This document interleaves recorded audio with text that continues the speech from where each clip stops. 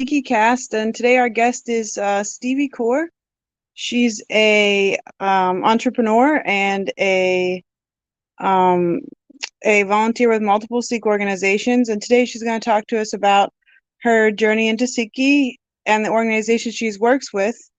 And before we get started, I do want to put out a trigger warning. So some of our discussions may be sensitive or uncomfortable or triggering for some of our guests. So we wanted to make sure we said that before we started. As Sikh Sach is an organization that assists those who have experienced abuse and assault. And also I want to say, Bul chuka maaf karna for any mistakes that we make. And how about we get started? Stevie, are you there? I am. Waheguru Ji Ka Khalsa, Waheguru Ji Ki Fateh. Vaheguru I Ji just Ka Khalsa, Vaheguru Ji Ki Fateh. thank you for having me, and I just want to say first that any opinions or statements that I make are not affiliated with any organizations. They are my own views. So thank you for having me today. Oh, you're welcome. It's a real pleasure. So first off, if you want to get right into it, but can we talk about how you first came into Sikhi? Sure.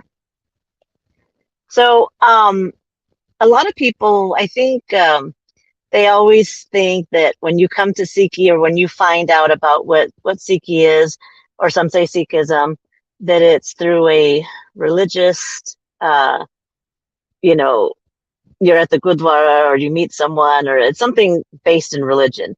And my journey didn't start there. My journey actually started on a date. I was feeling very lost in the world spiritually, and I'm a very spiritual person, but I was a bit lost. And I had a date with a wonderful man in California who was just a really good soul. And on our first date during dinner, he had told me about Guru Nanak Dev Ji. And as he was speaking and telling me about, we were having this conversation, I was so intrigued, and yet it felt very home and safe, and this was the first time I was meeting this particular man. But as I'm learning, I was more, I wanted to learn more. And so we had a couple more meetings, and it didn't really turn into like dating. It was more friendship and very spiritual meetings where I could learn about Sikhi and a little bit more about our gurus, and kind of just, that's where my foundation started. And I fell in love spiritually, actually, because I thought, wow, this is so simple, be a good human, believe in one God, help others, be honest, make an honest living. And I just thought that this seems to be where I want to go. It seems to be the path that made the most sense to me. So from there, I decided to kind of do some studying on my own and more research, because that's how my brain works. I have to know all the answers, or as many as I can get. So I did my research and continued for another year and a half. And I had ended up losing someone very close to me who passed away. And I didn't know how to deal with that grief. It was so horrific for me. But I found through Seva, because I had already started doing Seva at different Gurdwaras, I found healing through Seva. And that's kind of what put me on my path to becoming Amritari and doing more Seva, volunteering with the organizations, and that led me to today, where I'm at now. Wow. So when you're doing the Seva, do you feel that you were able to sort of put your grief or your energy into helping others, and that helped you process it? As my journey has had stumbles. I've fallen many times. I stand back up with trying to learn more and really, to have a good foundation in Sikhi, so that I'm strong on my path. But I'm human too. So as I've had my ups and downs, I've learned, to try to not to attach, even to the person that I lost. We were going to be married, and he died. So you can imagine how that rocked my world. And it just, but I was already learning about attachment. And when I would put into my mind that, with his death, it's possible to become one with the Almighty.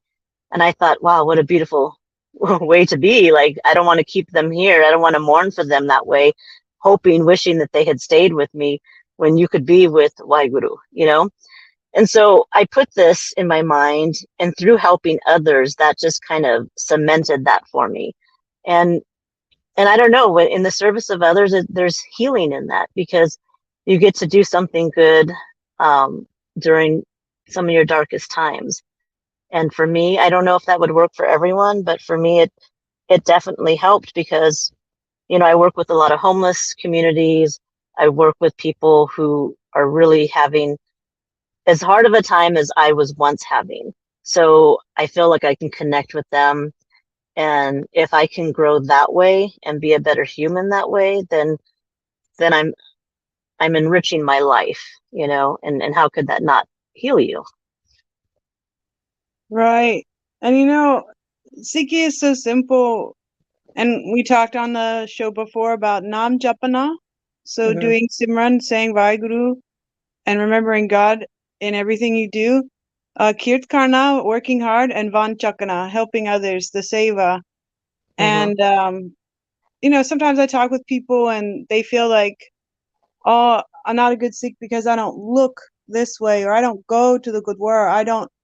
But really, those I don't know if we should use the word pillars, but those 3 pillars, Nam Japana, Kirtana, Vadan Chakana, it's like, are you doing those things? If you're just working on those 3 things, I feel like it comes really naturally. And like you're saying, we're human, we make mistakes, we fall down.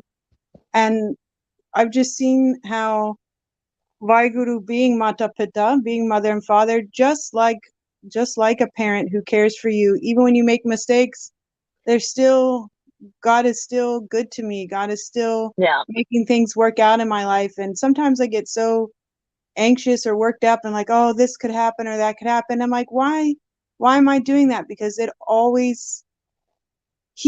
just because that's the word I got, he Yeah. always comes through for me, just like a dependable parent. I mean, not just like, but you know what I'm saying. So Yeah. yeah, I mean, I think that's why I don't really um I don't really care what others think of me, because I don't have to answer it to them ultimately. So I've had experiences, and I have been pretty in the community for a lot of years now. So I've seen many, many things, and I've seen great things, I've seen horrible things.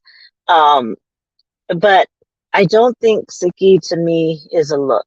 I think it's an action. It's really how you live your life.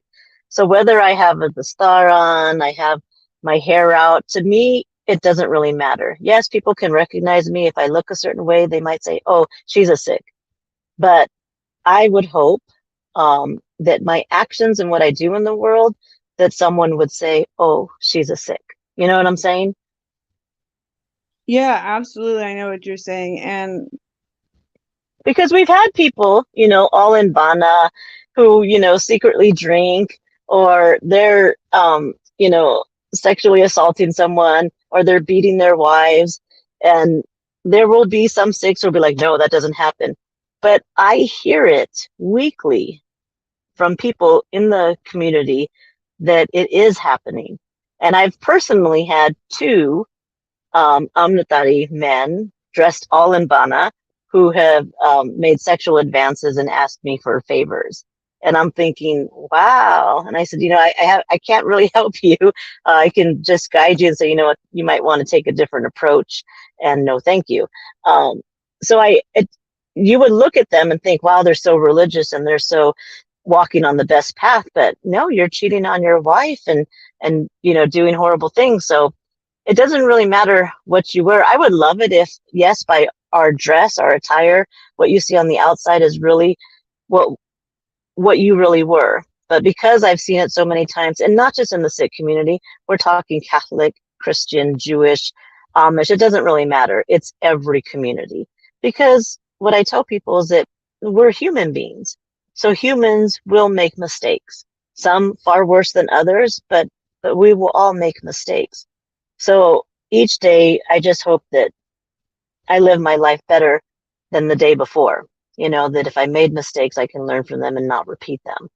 But how I look, because I do get that question a lot, because people will see me with my hair different ways, or like today, it's in a patka because I had to go to the Gurdwara and I'm working. I have very long hair. I just can't have it all out all the time. And they'll ask me, oh, well, but you were Amritari. I said, yeah. I said, and in my heart, I'm doing the best I can. You shouldn't judge me based on my looks. And if you do, I don't have any control over that. I don't know who taught you to judge, but I don't think it's in the Guru Granth Sahib Ji, like, oh, judge people. So, um, Right.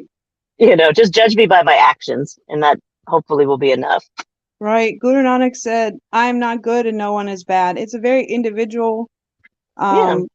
relationship with God. And so looking at someone or even comparing yourself to someone else or vice versa, however that works, is just, it's not helpful. And eventually you learn that and see when you're saying, I live my life every day and try to do my best and learn from my experiences what I do that's right and wrong and how the results of that, and then try to change myself for the better. That is the only way we can eliminate our karma and to be like a self-aware being, a human being on the path of a true human being, is to learn from Hmm. our mistakes and try not to make the same ones again, because being on repeat is reincarnation. Yeah. I mean, I say it all the time. Like when I talk to people, whether I'm giving a speech or a training, or even if someone wants to debate me online, because they do like to have a go online, and I'm ready. Let's go. But I tell them, like, always, I am horribly flawed. Like, I'm human. I will make mistakes. I will, like, don't look at me as to be any kind of example, because I'm nothing. I tell people I'm nothing. I'm just here trying to do good, what I can do, help people where I can, and like that's it. I being in the service, of others is really what I've made my life to be about. And I work a lot, so it's really those two things. And if people look at me on social media, you kind of know, she's about family, seva, and work. There isn't really anything else. And the thing is, that's actually, um, if you've learned to love yourself, which I know you have, that's a really fulfilling life. And some people think that you must be missing something, like, oh, well, if you're not married with a bunch of kids and sending them to college for their master's degree and whatever, it's like, what are you doing? And you're like, working the service of others, which is being in the Yeah, service of the guru. And so yeah. I know I really appreciate what you do, and I know you're a real person, and I know all these people that you're helping really appreciate what you're doing, and it's for the glory of the guru. Thanks. Yeah, I get that, not just in our community, but I think society as a whole, if you're not married and don't have children, you somehow need help. You need the rescue of a man. I mean, I hear all kinds of things, and I tell people I'm actually okay. One, because I've been married. Most of you know who I've married. A big Nihang Singh. You've met him. He's a shastra maker in Punjab. Um, and that just didn't work out because he has a business and chose to stay in India, and I have a business and need to stay in America. So you can't really have a marriage out of that. But people will still make their stories however they decide to make their stories. I can't help them with that. um and I've had a child. I've had a daughter. I've given birth. I've done it. I don't want to do it again. She passed away, and it I can't even explain how crushing that was. Um, but so I've already had these experiences. Now I'm at a point in my life where I'm self-sufficient and independent. I live very simply. And if you came to my house or drove around with me, you would see, oh, she's pretty simple. um, because I don't need those things that I guess other people need. Um, it's just I'm very happy and at peace.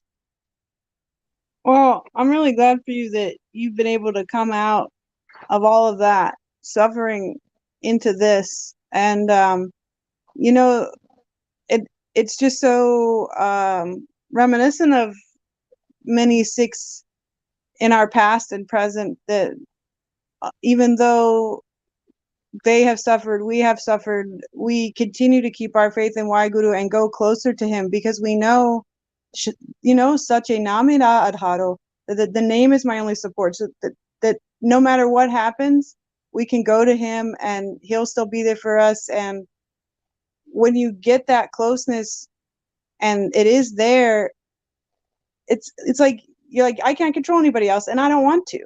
I want, I have my guru and that's always going to be there. And if that's all that's left in the end is me and my guru, then I think that is Sikhi.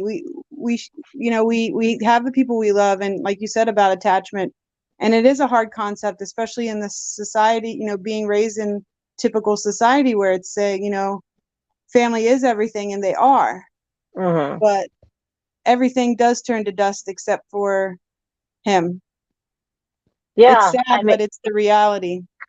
I'm at a point because I've had so much tragedy and loss, but I've told people when you can stand in the thick of the mud in all your despair and still find a blessing in it, you've evolved into another part of your life, and that's where I'm at. So even though, because I've had even family members are like, how could you have such a connection to God when you've suffered so much? And I said, because I'm so connected, and my belief that, Waheguru, that's my comfort.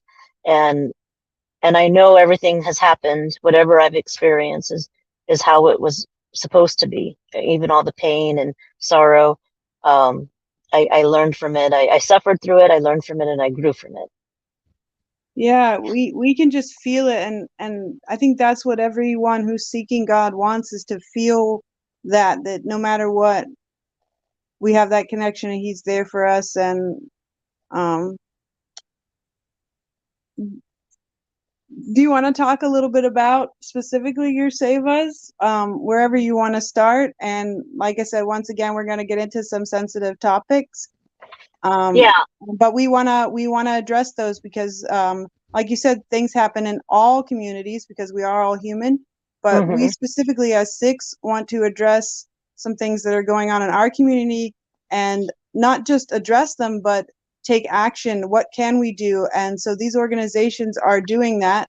And yes, it's uncomfortable, but it's not going to stop unless we make it stop. Right. So I volunteer with two organizations. One, which is pretty well known, Khalsa Aid. I work with the U.S. chapters. I have a team in Chicago and Milwaukee, and I work with some of the Latin American countries. And those are just our humanitarian projects. The other one, I'm the president and co-founder of Sikhicast, and we started Sikhicast. We're going on 3 years now. I have been a domestic violence and sexual assault advocate for over 20 years. So I used to respond to cases in the emergency department a long time ago in California and in Massachusetts. And I've heard stories from people from every different background. But as I'm a Sikh, and I believe that we need to address our own house, that it's really important. There was a sexual assault that occurred here in Wisconsin, and the girl was only, I think, maybe 12, and she didn't get any help. The response was ridiculous and poor. And she told me, she's like, Stevie, Auntie, can you change things? Can you help? And it just crushed me. It crushed me. And I looked at her and I said, yes, I'm going to do something. And right about the same time is when I had seen a video about the case that happened in Maryland from like 23 years ago. And I don't know if he was a Gyani or Ragi, I can't remember. But He was after, a air quotes Gianni. Yes, I'm very okay, familiar with gotcha. that case. Right. And so when I was reading about it, and when one of the management committee members made a video apologizing for keeping that man around more children after knowing, because he was arrested and sentenced and everything, so it wasn't an allegation. Um, it actually went to court and like he was prosecuted and all that. And so I was coming from, we had just started talking about an organization, and I thought, I commented to him, I sent him a message, and that's when Dipti Kaur, who's the vice president and the other co-founder, she messaged me back, and we just kind of had a discussion, and that led us to starting Sikh Such, because we were glad that he was finally taking, that someone from that Gurdwara was taking accountability, but it was accountability 23 years after the fact. And statistics show that a perpetrator is not going to assault just one time, like one and done. They generally repeat the assault over and over with multiple people, children, whoever the victim is.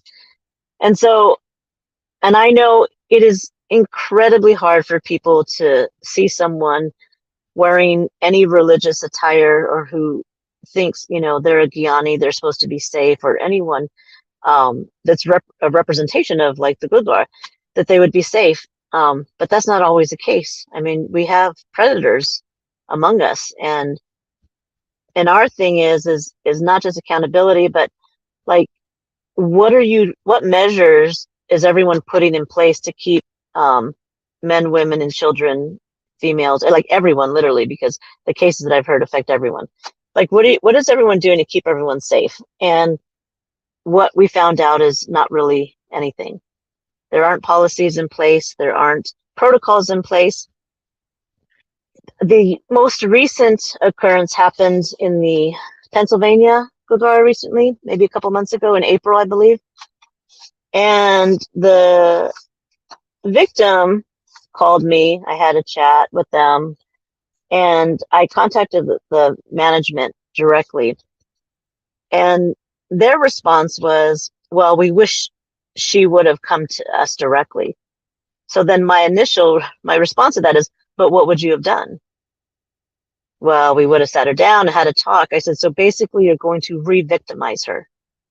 And this is what happens. And it's what happened here in Wisconsin with that one young girl. What were you doing there? What were you wearing? How were you acting? So they don't even know really that they're doing the re-victimization. They're going after the person who's making the allegation and just making feel horrible and like a victim all over again. And you have to remember, if you're a young girl and you've been touched or raped, and yes, it does happen at the Gurdwara inside, you're going to feel horrible, horrible, horrible. The last thing any victim of that is going to want to do is sit in front of that person who just attacked them, or maybe it happened last week. Sometimes it's ongoing, and have a discussion as to the why, or explain to strangers as to the why. Like, it's very difficult. I'm a survivor of sexual assault, and it happened when I was also very young, from someone in the family. And it took a lot of years to heal and to be as strong as I am today. So I understand when, like, every emotion that they're feeling, I know, because I felt it. And I know that with therapy and, and positive influences and support, it does get a little bit better. You'll always have that experience and trauma, but it does get better, and you can go on to live a healthy life. But the Sikh community, like the Punjabi community specifically, because that's who we're really working with, there's still pushback because people don't want to believe that this happens. And unfortunately, it happens quite often. So seriously, like, why in the hell would that girl want to trust anybody who she didn't feel protected her? And like you said, possibly be faced with her attacker in a very uncomfortable situation. Right. And they don't want to believe it's happening. And why would someone make that up? You see all the suffering they're going through, they went through anyway, but that they're going through just to get some resolve or to stop it from happening to someone else. Why would someone make that up and then put themselves through that situation? I've heard someone say because they want attention. Who wants that kind of attention? Are you serious? Like, Yeah, people will do all kinds of things to protect the perpetrator because they don't, for two reasons I found. They don't want to believe it because that's someone from their family or a close friend of the family. And also, another thing, this is the other thing that people don't think about, is that people within that very household may also have been a victim. And a lot of people don't think about that, but most of the people that I find are giving pushback, I always have to say it is very likely that you were also abused in some way or this is traumatic and it's triggering. And of course, you don't want to highlight this or even talk about it because you've been conditioned and taught, and we all have, to not talk about it. Don't say anything, like pretend it didn't happen, because people will know, they will say something, who will marry you, all the things that we've been going through like forever. And that's in every community. So I know it's triggering for a lot of people because sexual assault has been going on forever. In all communities. So I want people to know this isn't an attack like on our community. I'm just trying to address it so that we can put things in place, policies, protocols, safety procedures, accountability, put all this in place so that the next generations are not touched. And if they are, they'll be supported. Because what happened with this family, not only just the girl that was a victim, but now 5 members of that family are no longer Sikhs. They found comfort and solace in a Christian church because the community basically turned on them. Instead of saying, how can we help you? What do you need from us? Instead, they just talked about them behind their back, gossiped. And I don't think that's very Sikhi, in my opinion. So they really needed support. So this is what irritates me, because the way I see Sikhi is like, you help others, you're kind, you're giving, whatever they need to serve humanity. But then what I've seen is the gossiping behind the back, and I'm just like, what are you doing? I mean, I feel like Sikhs today, not all of them, there are some beautiful Sikhs walking a great path, and I admire them. But there's a lot of us that we're doing it wrong. Like, we need to stop with the judging. We need to grow in love and heal in love and help with love and support and kindness. And the bad, the people that are doing wrong things, I don't necessarily want to throw stones at them and beat them. I want to get you help. I want to get you counseling. Definitely want to get you away from children and people that are, going to be in danger from you. But part of being a Sikh is to help even the ones that have fallen. I'm 100% against sexual assault or domestic violence in any way, but I know you don't start off that way. Something has happened in your life that has made you do these things. And, you don't have to go to the Gurdwara to be a Sikh. You can be in your home. You can pray on your own. If you're a threat to others, you don't need to be around others. And what a shame that those 5 that you mentioned particularly have had their Sikhi, their view of Sikhi, their experience of Sikhi, their connection severed or just totally destroyed because of this this evil person, or this person who couldn't keep themselves from doing an evil thing, apparently, and then a non-supportive community. And maybe you've been told your whole life, oh, Waheguru will be there for you, the Khalsa will be there for you, we're your family, blah, blah, blah. And then to have this just one betrayal after another, to be honest. Yeah.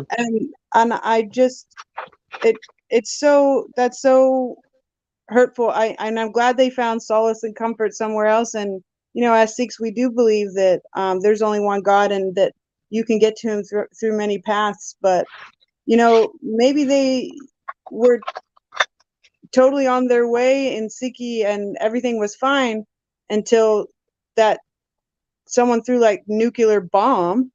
Oh yeah, 100% they were. I mean, you're talking like a full Amritari family.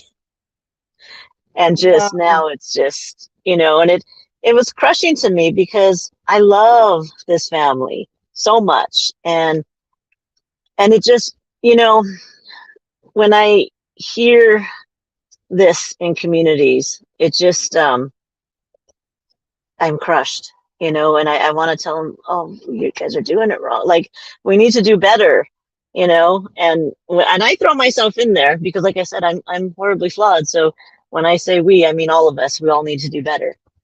And but I hear it all the time. I have so many victims who have come to Sick Such, and they're not ready. And we don't force anyone. It's really at your pace when you want to speak up or have some actions done.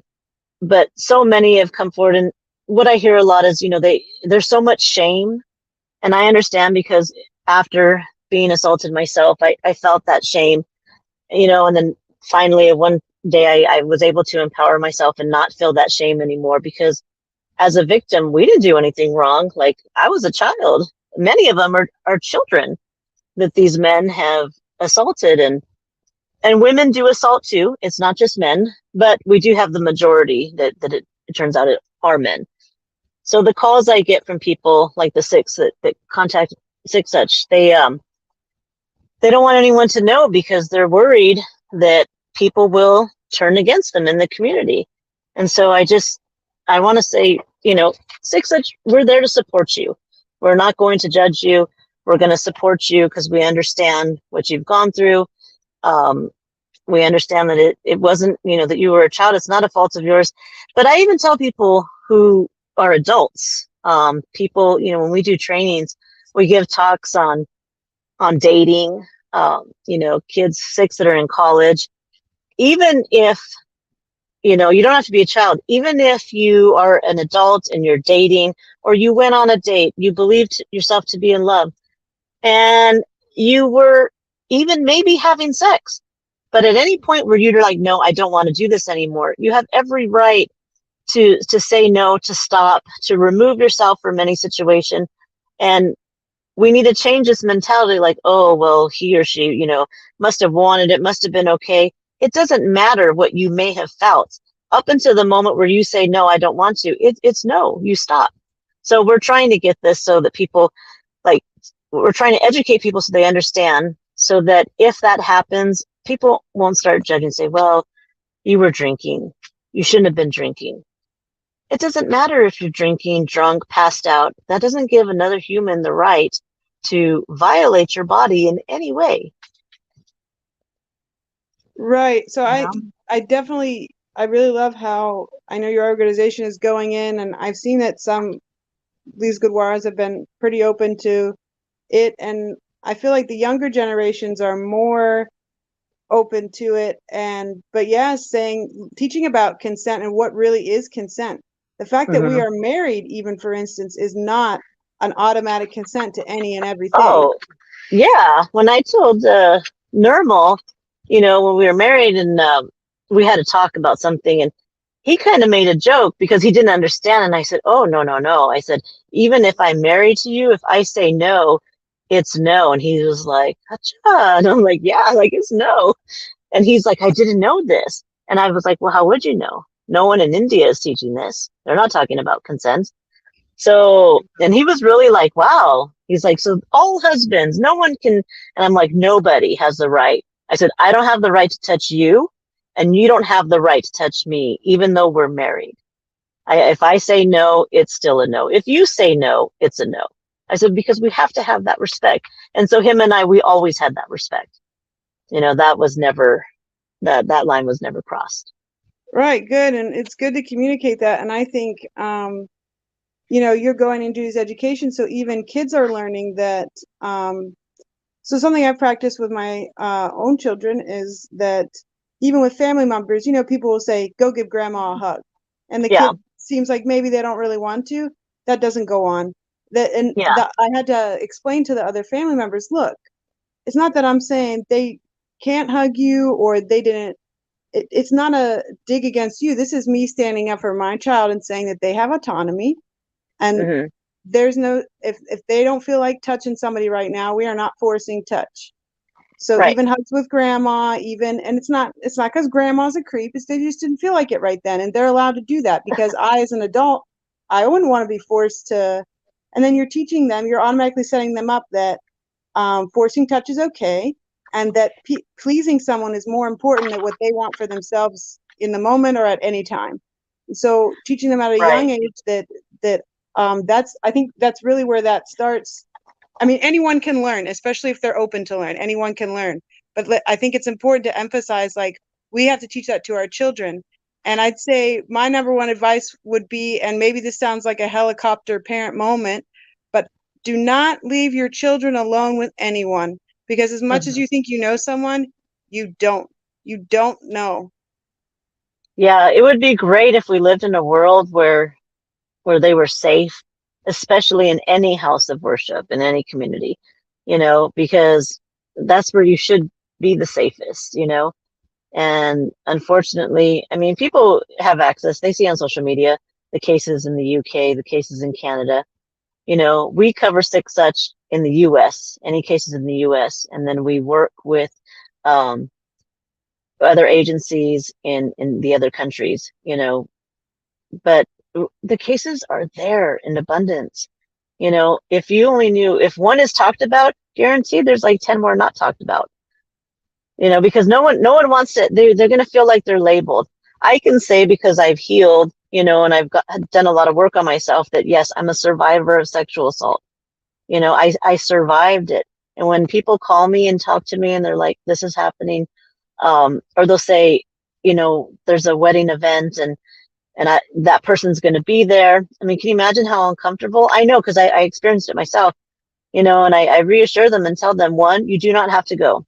You do not have to put yourself in a situation that's going to make you feel pain again. Like it doesn't matter if it's family. You have every right to just not go, because it will be triggering and painful. And why bring yourself harm that way? You know, like, you survived such a horrific thing.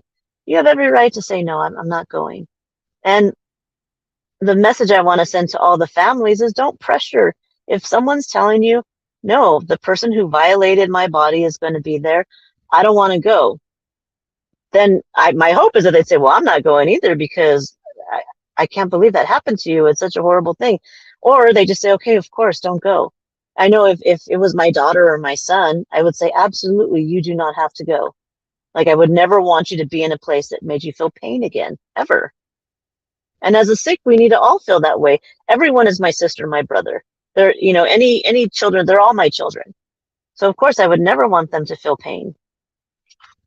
Right. And one of the vows we took as the Khalsa, or will take, is that is to protect everyone, but to protect the Sangat. And so absolutely, I believe that. And actually, that particular case in Maryland, I met that person and I'm like, this is one shifty-eyed kind of, I don't know, when something makes the hairs on the back of your neck stand up, but you don't know why. Yeah. And then later on, I found out about that. I brought it to the attention of a certain organization, parts of the Sangat, and I said that I think you guys need to be aware of that, because we're going there and our children are just running around loose, playing in the Gurdwara, just like all Gurdwara. Mm-hmm. And I said, I will not attend any event that is held there until that person is removed. And I think that we need to say something. Yeah. It wasn't, I did receive some support from some people. Mm-hmm. Um, but otherwise, I was ignored, and also warned. I was warned not to venture into Nindia. If they are convicted, it is not Nindia. It's not a rumor. This is a convicted person. And I know other people personally who were friends with that family up until that happened, and parted ways with them and spoke out against them, and actually moved away from that area because Mm-hmm. it was not being handled. And they said, well, we will not come here again. We will not bring Yeah. our children here. We're leaving. They moved states away Yeah. to get away Well, from that community because they were not doing anything. So 23 years later, I'm not saying it's too late, but I'm saying there was so much time that you had that could have saved a lot of pain and harm to the yeah. community.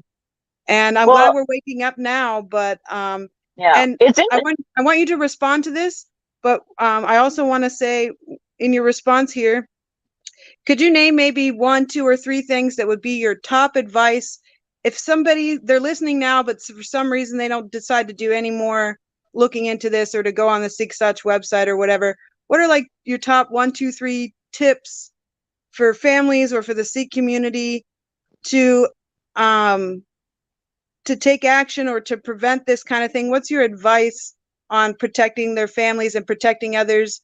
Like, especially, like, I would say when I'm there, I'm always keeping an eye out. I'm watching everyone. Mhm. I'm watching you. I am watching you. And if I have to tell someone, hey, I'm watching you, I'm watching you. Yeah, So if you could do that. yeah. I would say so. Just to add to your point too, it took 23 years. I mean, it's not too late, but we did approach them about setting up protocols, doing background checks, screenings, like all this stuff, and they just didn't, and that tells me a lot. So I would say to anyone who's listening, or who wants to share this information, is that we have to get the Gurdwara community, the management trained. We have to let them know what the liability is, and what their responsibility will be, because in a lot of states, every state varies, but in a lot of states, you will, as a religious organization, or house of worship, you will be held liable for damages, which is going to cost a lot of money. And I know they're not going to want to deal with that. So, and I know that shouldn't be the first thing, but that's what it comes down to a lot of the times. The second is we want to put training. We want to train the Sanghat, first the committee, then the Sanghat, how to respond. Because right now, if a sexual assault occurs, they don't know what to do. They don't know who to call. They don't know what to do. So they just do nothing, or they pretend it doesn't happen. And the other thing is we want people to get support. We want them to file legally, to report it, but we also want them to get support. And that's where we can help them, so we can help them with understanding what the law is. We can help them with training and doing background checks, and we can help them with getting support, some counseling, and having meetings, whatever it takes to get people to understand and talk about this. This is how you make change. You won't change anything if you stay silent. The cycle will just continue, and more of our community will be damaged. We want our children to grow up and have healthy marriages, and healthy lives, and partnerships with people. So that's not going to happen if we don't make change. But we have to start, definitely. Yes, we could do it in each household, but because the Gurdwara is like our common area where we all meet and connect with Waheguru. So this is where we need to start. We need to start with the committee management training, and then also the Sanghat training, and putting policies in place.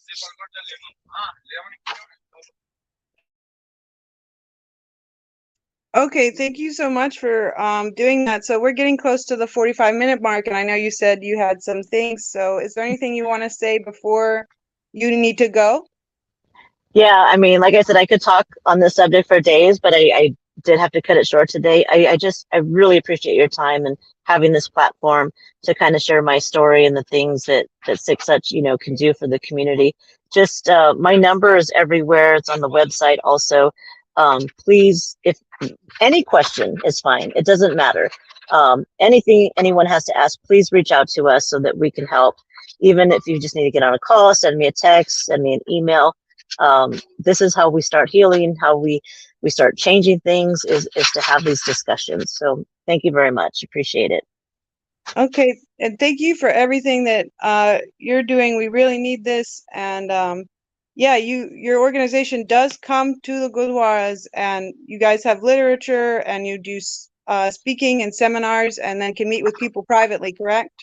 Yeah, and Sikh camps too. We've done some of the training for some of the staff, the counselors for Sikh camps, but you are sending your children to these camps. Don't you want to know that they're safe? Don't you want to know that the people holding the camps, the counselors, that everyone is trained, that everyone has had a background check? I mean, I know if I was dropping my kid off, I would want to know these things. I would want to feel safe this way. Yeah, my My oldest is 13. He's going to his first camp this year. I'm not leaving him there. I don't know those people. Especially sleepaway camps. If I was going to send them to a Exactly. camp, I'd be like, okay, I'm also volunteering as a staff member. Right. I'm watching all the kids. I'm watching my kids. I'm watching you. But yeah, absolutely. You're totally right. And I think that these Yeah. things, like you said, maybe just don't occur to people until they hear about something that happens, and then they're confused on whether to believe it or not, and so on and so forth. But yes, make Yeah. the We'll most train any important camp. thing, Like, we'll come out to you. especially, as a parent, the most important thing you will do is raise these little human beings, and your number one priority is to keep them safe. You've been given these children. So that's great. Yeah, to the camps, and yeah, I agree with you 100%. And we'll likely have a part 2 where you can continue. I'd like to see, people who have listened comment and ask questions, and give us some maybe things that they would like to hear, and put out there for everyone to hear. And I hope that you get some people who maybe didn't know who to go to before, and they'll come to you and they'll get help and they'll get healing, because of this podcast and the work that you do. Yeah, I hope so. I hope so. We would So love to help. yeah, so have a great rest of your day, and yeah, keep on doing it, but never quit. That's the best Thank you. advice I ever got, and just never quit. Right. Thank you so much. Vaheguru Ji Ka Khalsa, Vaheguru Ji Ki Waheguru Ji Ka Fateh. Khalsa, Waheguru Ji Ki Fateh. Bye-bye. Okay, everyone. So that was Stevie Kaur, and sounds like we're going to have more to talk about with her. But I want to talk about next month in July, we will have Bai Omar. And so he is at 6 p.m. on, and he's a Muslim brother who joins the Sangat. Uh, and it's a little reminiscent for me of Bhai Mardana, who was a Muslim musician, and he was a friend of Guru Nanak, and he followed Guru Nanak on his travels. And we'd really like to hear from him about his experience in the Sangat and with Nam. And then in August, we will have Akali Bushi, who's a mixed martial artist located in Canada, and he'll come on and he's going to talk to us about his work and about traditional martial arts in Sikhi, and about self-defense and our duty as Sikhs to be fit and be ready to defend ourselves and defend others, and just really get to hear about some more Bir Ras, or warrior spirit, within the Sikh Panth. And so thanks everybody for listening, and make sure to comment, like, and share, and any questions you have, you can forward to us on our Sikhicast page on Facebook, or in the comments on YouTube, and we will get right back to you. And or anything you would like to hear about on our podcast, and see if we can get a guest that can answer some questions for you. So I hope everybody has a great rest of their week, and Vaheguru Ji Ka Khalsa, Vaheguru Ji Ki Fateh.